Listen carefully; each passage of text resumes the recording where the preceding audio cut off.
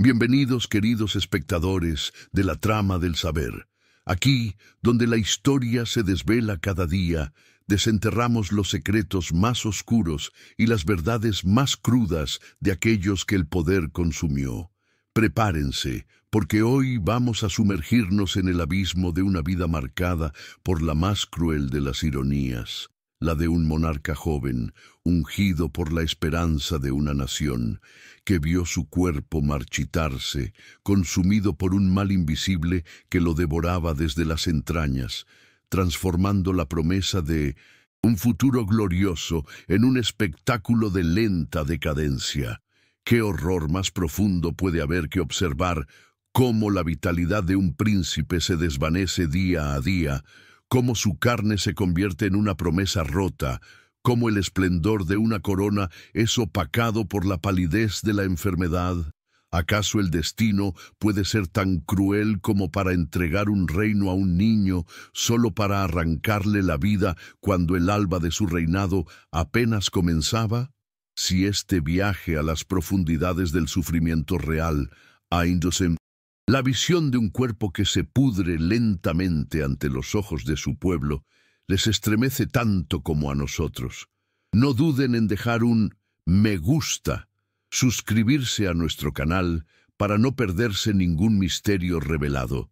Y por favor, compartan con nosotros en los comentarios de dónde nos acompañan en este viaje y qué otra figura desean que saquemos de las sombras del olvido. Sus peticiones son nuestras próximas tramas. Ahora, cierren los ojos por un instante e imaginen, no un palacio resonando, con la alegría de un nuevo monarca, sino con el eco sordo de una tos persistente. Imaginen el hedor dulzón y metálico que impregnaba los aposentos reales, no de incienso, sino de la sangre que anunciaba el fin. Un joven rey, cuya mente era brillante como el sol naciente, pero cuyo cuerpo, ¡ay, qué tragedia!, era como una vela consumiéndose a la luz de una enfermedad que no perdonaba. Esta es la historia, el drama y el horripilante final de Eduardo VI de Inglaterra, el niño rey que el destino y la enfermedad devoraron. El rey niños consumido, la breve y trágica existencia de Eduardo VI de Inglaterra. En un día de regocijo nacional, el 12 de octubre de 1537, el palacio de Hampton Court fue testigo de un evento largamente anhelado por la corona inglesa, el nacimiento de Eduardo Tudor. Era el tan esperado hijo varón del rey Enrique VIII y de su tercera esposa, Juana Seymour. El reino entero suspiró de alivio. Las campanas repicaron en toda Inglaterra y la alegría, palpable como la densa niebla matutina, envolvía cada rincón del país. Después de años de incertidumbre, de dos matrimonios fallidos y una sucesión problemática que había desatado una revolución religiosa, Enrique VIII tenía finalmente a su heredero masculino, el garante de la dinastía Tudor. Sin embargo, esta alegría se vio empañada por una sombra temprana. Apenas 12 días después del parto, la reina Juana Seymour sucumbió a la fiebre puerperal. Su muerte, aunque llorada, fue un precio que Enrique y la corte parecieron aceptar por la seguridad dinástica. Pero, ¿acaso sabían que este príncipe, el fruto de tanta esperanza, estaba destinado a una existencia tan frágil cuanto breve, consumida por un mal insidioso? Desde sus más tiernos años, Eduardo fue percibido como una promesa, un niño de intelecto prodigioso. Su educación, rigurosa y humanista, fue diseñada para moldear un rey reformador. Aprendió latín, griego y francés con asombrosa rapidez, siendo capaz de debatir con los más eruditos maestros y teólogos. Se le instruyó en la historia, la geografía y la filosofía, y su piedad, fervorosamente protestante, era notoria. Los observadores de la corte lo describían como un joven serio, maduro para su edad, con una agudeza mental que sorprendía a todos. Sin embargo, bajo esta capa de brillantez intelectual y devoción religiosa, Eduardo albergaba una fragilidad física que desde su nacimiento generaba una preocupación constante en la corte. Era un niño pálido, esguío, con una constitución delicada, propenso a resfriados, toses y enfermedades que lo mantenían apartado por largos periodos. Cada estornudo, cada fiebre era un motivo de alarma, una amenaza latente para la frágil esperanza que representaba. A la muerte de Enrique VIII, en 1547, Eduardo, con apenas 9 años, ascendió al trono como Eduardo VI. La euforia inicial del reino fue inmensa. En él, muchos vieron no solo la continuidad dinástica, sino la promesa de una Inglaterra completamente reformada, libre de las cadenas del catolicismo romano. Su reinado, aunque breve, fue un período de consolidación protestante radical. Bajo la regencia de su tío, Edward Seymour, duque de Somerset, y más tarde de John Dudley, duque de Northumberland, la Iglesia de Inglaterra sufrió cambios drásticos. La iconoclastia, destrucción de imágenes religiosas, la abolición de prácticas católicas tradicionales y la imposición del libro de oración común. Eduardo, a pesar de su corta edad, no era un mero títere. Su fervor protestante era genuino y participaba activamente en las decisiones religiosas, impulsando la reforma con una convicción que chocaba con la prudencia de sus consejeros más ancianos. Mientras su mente gobernaba con una mano firme y reformista, su cuerpo, ¡ay, qué ironía!, permanecía en un estado de constante oscilación. Había períodos de aparente mejora, donde su vitalidad juvenil brillaba, solo para ser seguidos por recaídas que sembraban la preocupación entre sus médicos y consejeros. Relatos de su tose crónica y sus fiebres intermitentes eran comunes en los despachos de la corte. La preocupación, inicialmente susurrada, se convirtió en una constante. El espectro de la enfermedad, ese mal invisible, ya comenzaba a tejer su telaraña alrededor del joven rey. La progresión del mal, la tuberculosis y el lento apodrecimiento del rey. Fue en el invierno de 1552-1553 cuando la salud de Eduardo VI tomó un giro aterrador, precipitándose en un declive irreversible que sellaría su destino. Los primeros signos fueron sutiles, casi insidiosos, pero rápidamente se transformaron en un calvario visible y nauseabundo. Lo que comenzó como una persistente tos seca, pronto evolucionó hacia un paroxismo de expectoración que llenaba los pañuelos de mucosidades y, para horror de sus médicos y sirvientes, de sangre. La hemoptisis, ese síntoma ominoso de los pulmones devorados por la enfermedad, era una señal inequívoca de la putrefacción interna que lo consumía. Las fiebres, que antes eran intermitentes, se volvieron una constante, debilitando su ya frágil constitución. Su cuerpo, antes esbelto, comenzó a emaciarse a una velocidad alarmante. Eduardo, el joven rey de rostro pálido, se convirtió en un espectro, un fantasma de sí mismo. Sus mejillas se hundieron. Sus ojos, antes brillantes con la luz de la inteligencia, adquirieron un brillo febril y vidrioso. La piel, tersa en su juventud, se estiró sobre sus huesos, revelando una estructura ósea marcada, un esqueleto cubierto apenas por una capa fina de piel. Era el definamiento visible, la carne podrida por la enfermedad que avanzaba sin piedad.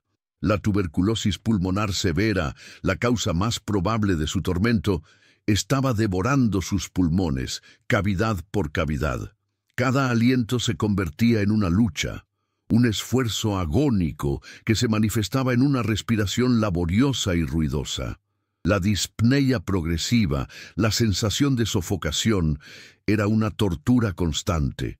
Los suores nocturnos empapaban sus sábanas, un síntoma de la fiebre alta, que no lo abandonaba, y con ellos un olor dulzón y metálico, el inconfundible aroma de la enfermedad y de la sangre que se descomponía en sus pulmones. A veces, las úlceras internas de sus pulmones se abrían aún más, provocando hemorragias que lo dejaban débil y cubierto de sangre. Aunque no se reportan grandes llagas externas, como en la lepra, la postración prolongada en la cama, debido a su extrema debilidad y desnutrición, podría haber levado ao surgimento de escaras ou infecções secundárias na pele, que a corte observava com um horror silencioso, aumentando a sensação de um corpo em lenta e dolorosa desintegração. Los médicos de la corte, con sus limitados conocimientos y herramientas, se encontraban impotentes ante el avance implacable del mal. Recetaban sangrias, pócimas de hierbas y ungüentos que no hacían más que exacerbar su debilidad y prolongar su agonía. Intentaron todo, desde dietas específicas hasta la aplicación de cataplasmas, pero nada detenía la progresión de la enfermedad. El joven rey, antes tan activo y vibrante, estaba ahora confinado a su cama, su energía vital drenada por la constante batalla interna. El aislamiento, inicialmente impuesto por la preocupación de su salud, se convirtió en una realidad aún más dura a medida que la gravedad de su condición se hizo innegable y el miedo al contagio, aunque mal comprendido, creció entre los cortesanos. La sombra de la muerte en el trono, lucha por la sucesión y el último acto con la inminente muerte de Minunsip.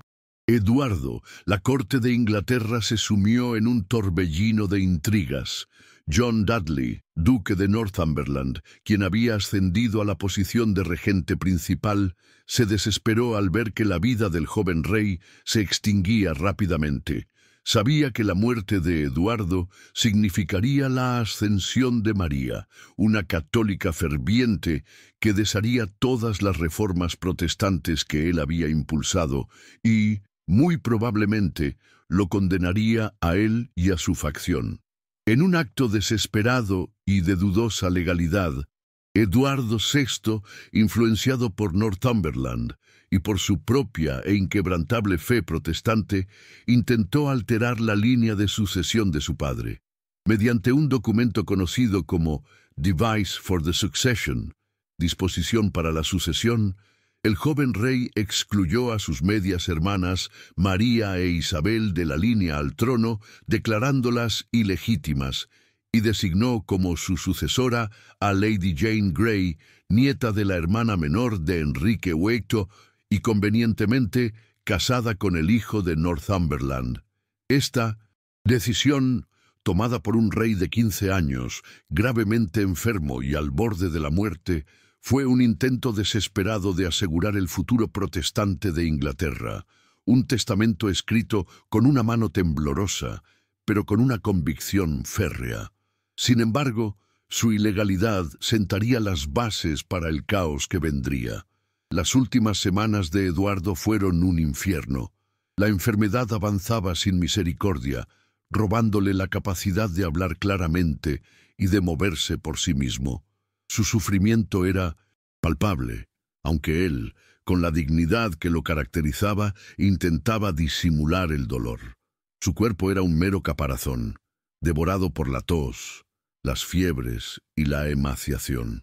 Los pasillos de Hampton Court, donde antaño resonaban las risas de un niño rey, ahora solo escuchaban el eco de su respiración dificultosa, y a veces los murmullos de los médicos y cortesanos que esperaban el inevitable final, la muerte y el legado, el definimiento de un ideal.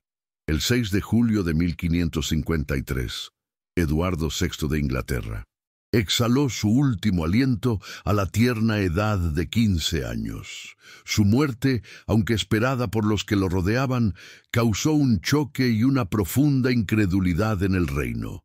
La causa oficial fue la tuberculosis pulmonar, que había consumido sus órganos internos y lo había dejado vulnerable a otras infecciones oportunistas. La deterioración física gradual, que lo dejó muy magro y débil, se confirmó en su cuerpo, un proceso que, para la percepción popular de la época, era sinónimo de un cuerpo apodrecido desde las entrañas, consumido por un mal insidioso que lo carcomía. El impacto inmediato de su muerte fue el breve y caótico reinado de Lady Jane Grey, la reina de los 9 días, seguida por la ascensión de María I, quien desharía las reformas protestantes de Eduardo.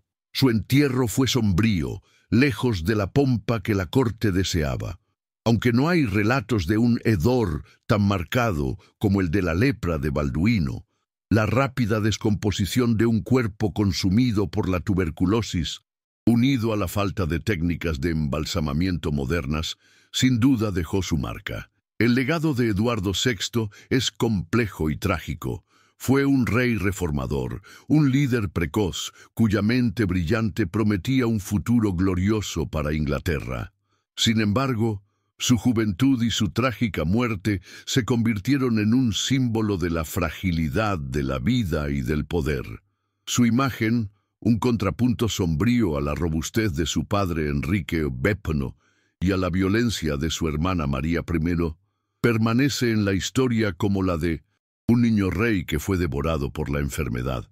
Su reinado, aunque corto, sentó bases importantes para el protestantismo inglés, y su figura, aunque no tan famosa por su crueldad como la de su hermana, es un testimonio silencioso de cómo la fragilidad de la carne puede moldear el destino de reinos enteros. En la memoria colectiva, Eduardo VI es el rey que se esfumó como una sombra, cuyo cuerpo, consumido por la tos y la fiebre, reflejó la efímera naturaleza de la esperanza. Su historia es un recordatorio sombrío de que ni siquiera el poder más absoluto puede desafiar las leyes de la biología y de que la juventud, en su más tierna expresión, puede ser traicionada por un mal silencioso que se pudre desde el interior, dejando un trono vacío y un futuro incierto. Su lecho de muerte impregnado del hedor de la enfermedad fue el último escenario de un drama que el tiempo, por más que avance, nunca podrá borrar del todo.